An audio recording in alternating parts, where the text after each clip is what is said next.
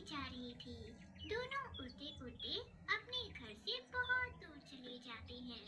उनके पीछे एक लकड़हारा जिस पेड़ पर चिड़िया का घर था उस पेड़ को काटने लगता है। काटते काटते वह पेड़ पूरी तरह से काट कर ट्रक पर लाद कर उसे अपने साथ ले जाता है। पर पेड़ कट जाने की वजह से चिड़िया का घर नीचे गिरकर टूट जाता है। कुक्कू बेटा, हमें भोजन तो मिल गया। चलो अब हम जल्दी से घर चलते हैं। घर जाकर मुझे घर की मरम्मत भी करनी है। हमारे घर की छत थोड़ी कमजोर हो गई है जिसे मुझे मजबूत करना होगा।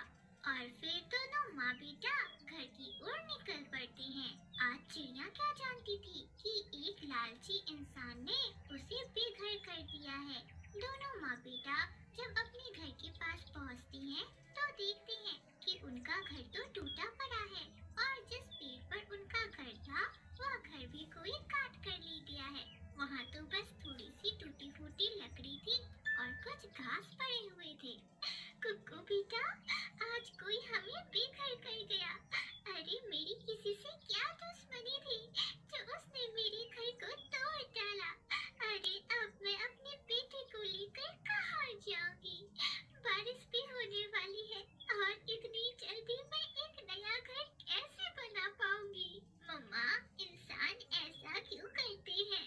कुक्कू बेटा, इंसान बस कुछ पैसों की लालच में आकर पेड़ भी काट डालते हैं और हमें बेघर भी कर जाते हैं।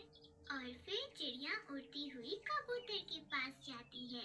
कबूतर भैया, इंसानों ने पेड़ काट दिया जिससे मेरा घर भी टूट गया। कबूतर भैया, आप मेरी मदद करें। आप मेरी मदद करें भैया। चिड़िया बहन, मैं जरूर आपकी मदद करता, पर मैं तो आज अपनी बहन से मिलने जा रहा हूँ। मेरी बहन की तबीयत बहुत खराब है, इसलिए मैं उसके लिए दवा लेकर जा रहा हूँ। और ऐसा कहते हुए कबूतर वहाँ से उड़ जाता है। मम्मा, मम्मा, अब हम कहाँ जाएंगे? आप चिंता मत करिए मेरे बेटे, मैं हूँ ना। आप क्यों चिंता कर रही हो?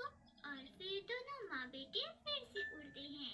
चिड़िया मिट्ठू के पास पहुँचती है। इससे पहले कि वह उससे कुछ कहती, मिट्ठू तो पहले ही अपना रोना लेकर बैठ जाता है।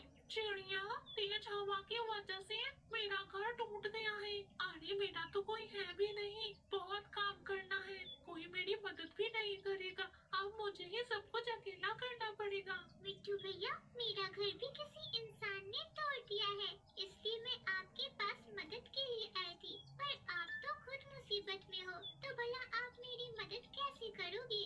और फिर चिड़िया कौवा और कौवी के पास जाती है।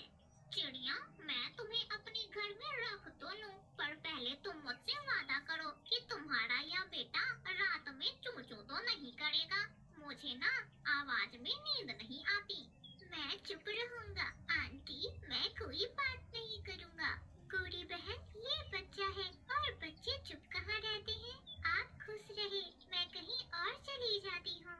कुछ देर बाद जंगल में रात भी होने वाली थी। चिड़िया पहाड़ पर जाकर बैठ जाती है। उसकी कुछ दूरी पर ही एक बहुत बड़ा केले का पेड़ था, जो चिड़िया से कहती है, चिड़िया चिड़िया, मेरी मदद करो। मेरे तने में कांटे लग गए हैं जो मुझे बहुत तकलीफ दे रहे हैं। चिड़िया, इन कांटों को मुझसे अलग कर दो, तुम्हारी बड़ी कृपा होगी मुझ पर। हाँ हाँ, क्यों नहीं पेड़ जी, मैं अभी भी कांटे हटा देती हूँ। और फिर चिड़िया उन कांटों को पेड़ से अलग कर देती है। चिड़िया, आप क्यों रो रही है? क्या परेशानी है आपकी? आज मेरा घर एक जालिम इंसान ने तोड़ डाला। अब मेरे पास रहने के लिए कोई जगह नहीं है। अगर आज बारिश हुई तो मैं कहाँ जाऊंगी अपने बेटे को लेकर? अरे चिड़िया, आप जरा भी चिंता ना करें। ये जो बड़ा केला है ना मेरा, इसमें बहुत जगह है। आप दोनों इसमें अच्छे से रह सकते हो। क्या केले का घर? पर ये कैसे हो सकता है भला? चिड़िया बहन, आप मेरे इस बड़े से फल में से गूदा निकाल कर इसे खाली कर ले और इसे अपना घर बना ले। इसके छिलके पतले नहीं हैं, बड़े ही कठोर और मजबूत हैं। चाहे कुछ भी हो जाए, यह आपको सुरक्षित रखेगा। मम्मा, ये तो बहुत बहुत अच्छा उपाय बताया है केला आंटी ने। और फिर दोनों माँ बेटा ऐसा ही करते हैं। चिड़िया बड़े केले में से गूदा निकालकर उसका घर बना लेती है और दोनों उसी में रहने लगते हैं। कुक्कू बेटा, अब हम कुछ सूखी घास लाकर इसके अंदर रख लेते हैं। और फिर दोनों माँ बेटा सूखी घास लाने के लिए चले जाते हैं। रात तक वे अपना घोंसला बनाकर तैयार कर लेते हैं और दोनों खुशी खुशी उसमें रहने लगते हैं।